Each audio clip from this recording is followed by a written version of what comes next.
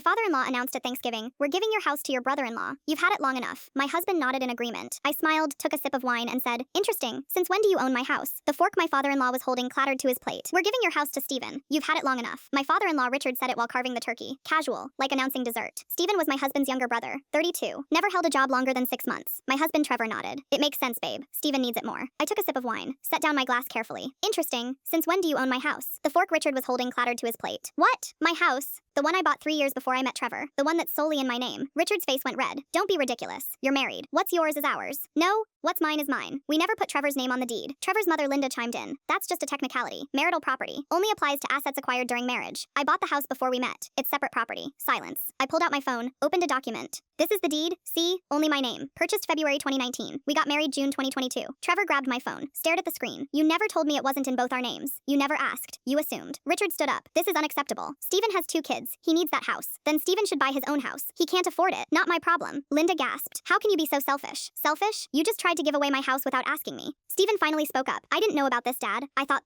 what? I looked at him. "That I'd just hand over a $450,000 house because your father demanded it?" Trevor's voice went cold. "If you loved me, you'd do this for my family. If you loved me, you wouldn't ask." I stood up, started gathering my things. "Where are you going?" Trevor demanded. "Home. To my house. That you apparently thought you could give away. We're not done discussing this." "Yes, we are. There's nothing to discuss. It's my house. End of conversation." Richard pointed at me. "You're tearing this family apart." "No, you did that when you tried to steal from me." I walked out. Trevor called 17 times that night. I ignored everyone. The next morning he came home, packed a bag. "I'm staying with my parents until you apologize. I'll be waiting a long time then. You're really choosing a house over our marriage? You chose your brother over your wife." "I'm just protecting what's mine." He left, slammed the door. 3 days later, his attorney called mine. "My client wants to discuss property division. There's nothing to divide. The house is separate property. He has no claim. He's lived there for 2 years, as my guest, not as an owner." The attorney went quiet. "I'll call you back." 2 weeks later, Trevor filed for divorce. I didn't fight it. The judge ruled in my favor. House stays mine. Trevor gets nothing. His family sent hateful messages for months. I blocked them all. Last week, I ran into Stephen at the grocery store. "For what it's worth, I'm sorry. I didn't know Dad was planning that, but you would have taken the house." He looked down. "Yeah, probably. At least you're honest." I left him standing there. Trevor remarried last year, to someone who probably puts his name on everything. Good for her. Me? I still have my house. My beautiful mortgage-free, mine-only house. And every night when I lock the door, I smile. Because nobody can take what belongs to me. Nobody.